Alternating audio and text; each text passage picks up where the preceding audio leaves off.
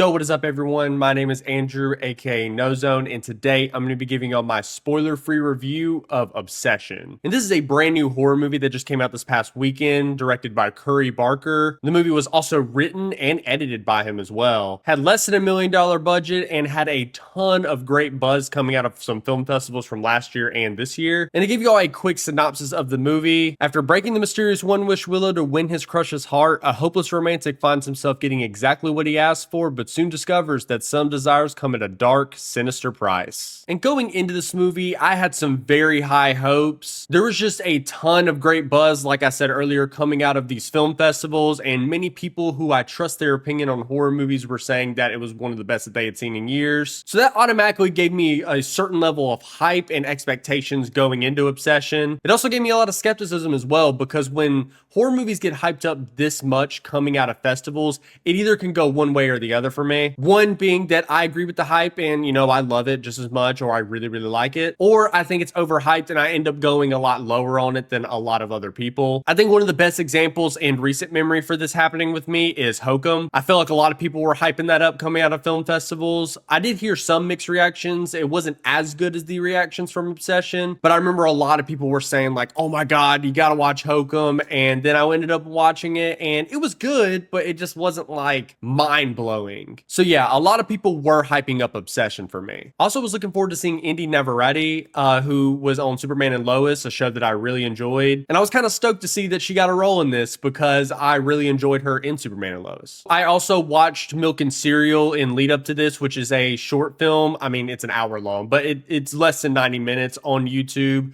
from Curry Barker. And Cooper Tomlinson is in that movie, as well as him being in Obsession. And Curry and Cooper both were sketch comedy guys. This seems to be a running trend in the horror genre, especially with guys like Jordan Peele and Zach Kreger both being successful from sketch comedy and then going into horror. But Milk and Cereal was a solid little found footage short film, and a lot of people hyped it up properly for me. Like, they were not saying that it was the best thing in the world, but it was okay. And it gave me the right expectations going into Obsession, I think. And I'm very happy to report to you guys that even though I had very high expectations going into Obsession, this movie surpassed them. And now to segue into my actual review of the movie, starting out with my positives. And first up is going to be the story and the script, because I think this is just such a unique idea for a horror movie. And I remember just hearing the premise after hearing all the hype for it coming out of the film festivals and being just like, yeah, that sounds like it'd be a good horror movie. And I think Curry Barker does a fantastic job of taking this premise to its absolute limit in this. Hell, I would say he goes past the limit, to be honest. I also think that this script is just very tightly written and multi-layered while also telling a simple premise. And it kind of reminded me of Get Out in a lot of ways. It's not similar on a plot level at all, but just like the way that this simple premise is told and just having so many layers to it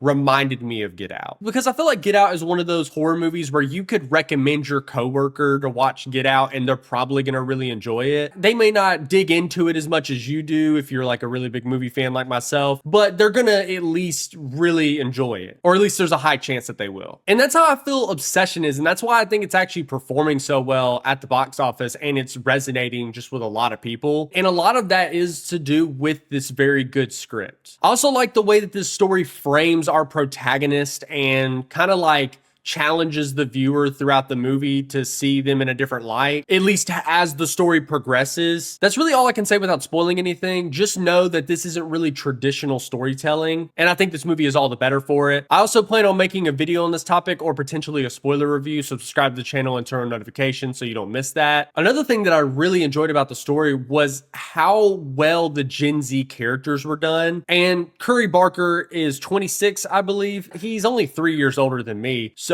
I think he just gets it, where all the characters in this movie are talking like a Gen Z person would. And that's one of my things in modern movies that probably annoys me the most, is that you can tell when someone in the boomer generation or the Gen X or even sometimes millennials don't really understand how Gen Z acts or operates. And this is one of the only movies that I have seen that gets Gen Z right. And that's for the better and for the worst. This movie really tackles that perception that we are the most connected generation by a landslide. I mean, you can talk to anyone in the world just at your fingertips. Just the level of communication that we have compared to other generations is insane.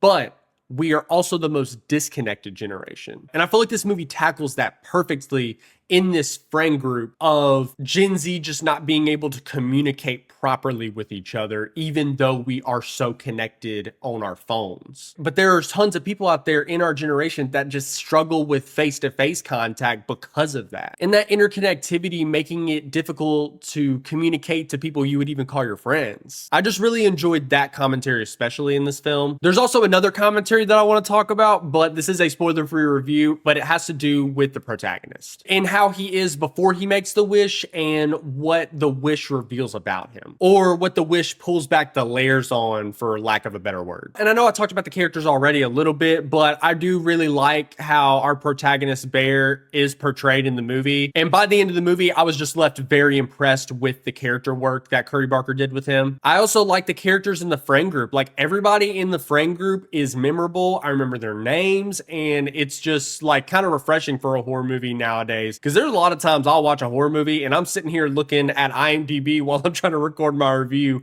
trying to remember their names, but I don't have to do that here. And each character within the film, whether that be Bear, Ian, Sarah, or Nikki, all get a time to shine and a memorable moment. But that's all I really got to say about the story and the characters. Now to move on to the performances, which there's really one performance that everyone's going to be talking about coming out of Obsession, and that's going to be Indy Neverready as Nikki, because holy fucking shit, she gave one of the best horror movie performances that I have seen in a very long time, if not ever. She's really up there with Toni Collette in Hereditary of just being this fucking powerhouse that just drives the film. Don't get me wrong, Obsession is well written, it has everything else going for it, but what sends this into a whole other echelon is Indy Neverready's performance. There's so many times I was watching her in the movie and I thought a lot about this afterwards. She could have messed up this performance so many times. There's so many moments and so many scenes where if she doesn't deliver on what she is doing in the scene and what she is trying to portray,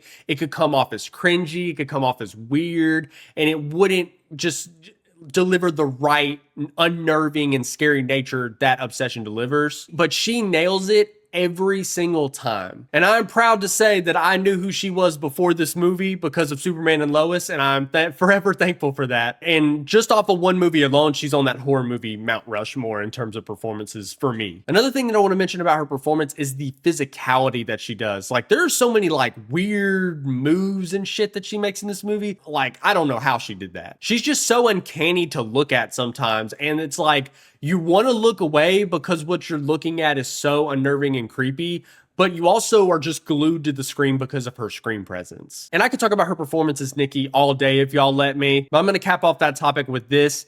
If she does not get nominated for Best Actress or Best Supporting Actress, I don't know which category she would be in, but if she doesn't get nominated for an Oscar for this role, the Academy is some fucking bullshit. Because her performance in this movie, I do not foresee any performance for the rest of the year from an actress surpassing this. And if somehow someone does, she better at least get nominated in that category alongside them. But we all know that's not going to happen because the Academy hates horror movies for some reason, even though it's the genre that keeps movie theaters alive and keeps original ideas alive. But to talk about another performance that I really enjoyed in Obsession is going to be Michael Johnston as Bear. And even though Indy Neverready is the clear standout in Obsession, he still does a really good job as the protagonist, especially the further you get into the runtime and the more like madness that happens to him. He really gets to flex his acting chops, and I really want to see him in some future horror movies in the future, or just regular movies. Cooper Tomlinson, Curry Barker's friend that's in this movie, does a really good job as well, even though I will say that I think I prefer his performance in Milk and Cereal, because I remember like getting to the end of Milk and Cereal and seeing his performance in that, and I was like,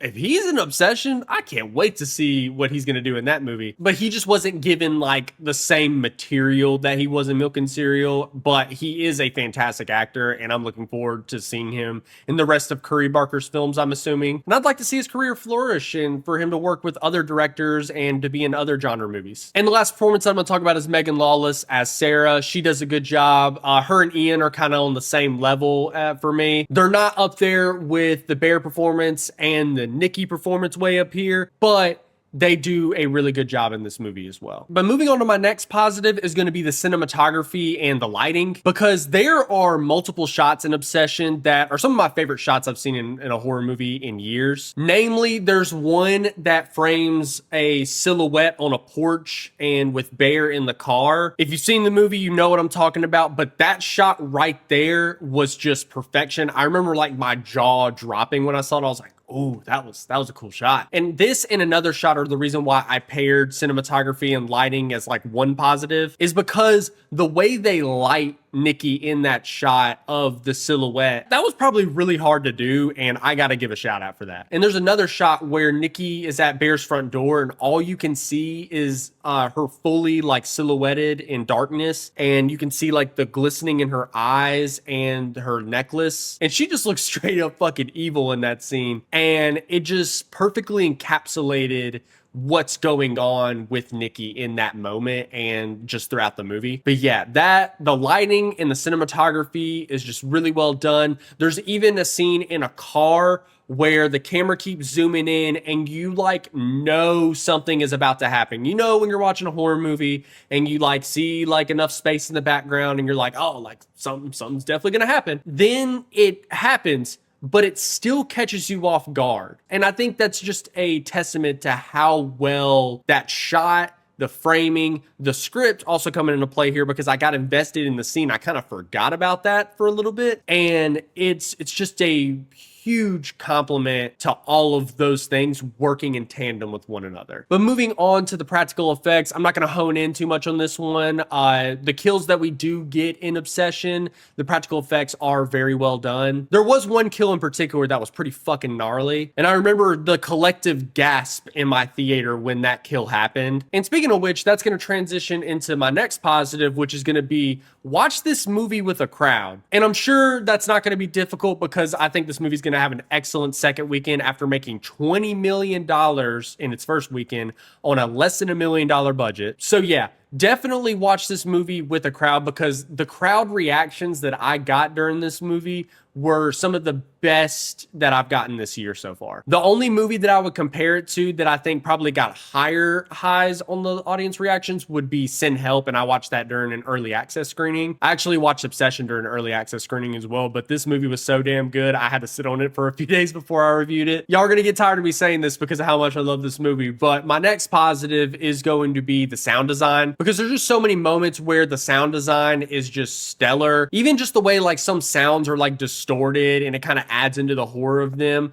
There's this one scene in particular with a phone call that is one of the most haunting scenes in the movie. Might be the scariest scene in the movie for me, just because of what it is saying about what is happening to a certain character in the movie. I also watched this in like the AMC Prime theater. That's the premium format at the theater that I go to. And the speakers were hitting with this movie. Like anytime something happened, you felt it in your chest. And I've seen a lot of movies in that premium format, including horror movies, and that's probably the most punchy I've heard it during a horror movie. My next positive with Obsession is going to be its score, because while it's not like a super over-the-top complicated score, I think it does add a lot of eeriness to the movie. Like you're not getting like a John Williams, Hans Zimmer score from this movie, but it is a very effective horror movie score, and that's really all I need when I'm watching a horror movie. Like if it just adds to the eeriness and the creepiness of what's going on, that in my opinion is what makes a good horror movie score. And the score was actually done by a guy named Rock Burwell, and he hasn't really done much before, looking at his IMDb over here,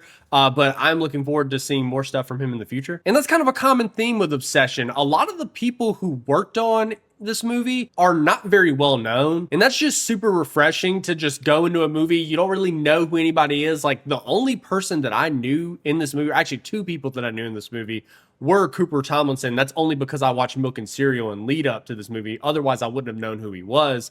And Indy Neveready, whose biggest credit was Superman and Lois as a side character. So it's just awesome to kind of just discover new names through an amazing movie like this. I also wanted to shout out the cinematographer because I forgot to shout him out when I was talking about the cinematography, and that is Taylor Clemens. And I actually was watching an interview that Curry Barker was doing with Dead Meat the other day, and he said that he's going to work with this guy like pretty much on his next 2 or 3 movies, like for the foreseeable future. And that makes me so happy because this is just such a damn good looking movie. I also think he said that he's going to work with Rock Burwell in his future films, at least for the composing side of things. And if that's the case, don't quote me on that, I think that's what I heard him say, then I'm super excited to hear his future scores in Curry Barker films. Next up in my positive section is going to be the pacing. And I think this is a perfectly paced film. Again, not going to hone in on this one too much. It's just the movie flows very well for an hour and 45 minutes. Just double check the runtime. It's an hour and 48 minutes. I was really close. But the movie flows really well. I think it's going to hold a lot of rewatch value, which would be my next positive. I'm already like itching to go watch this movie again. It's just finding the time, to be honest. But yeah, I'm going to rewatch Obsession at least one more time in theaters. 1, because I want to support it and get it some more money. And 2, because it's an amazing film. And 3,